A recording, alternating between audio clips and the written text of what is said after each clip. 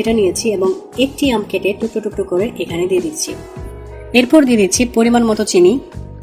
চিনিটা কম বেশি হতে পারে এবং খুবই অল্প পরিমাণে বিট লবণ।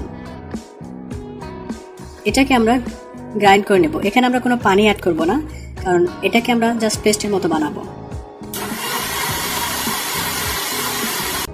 গ্রাইন্ড করার পর আমের অবস্থা এরকম পেস্টের মতো হয়েছে।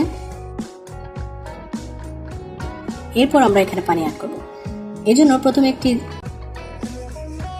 এরপর আমরা 2 গ্লাস পরিমাণ ঠান্ডা ঠান্ডা ফ্রিজের পানি এখানে অ্যাড করছি।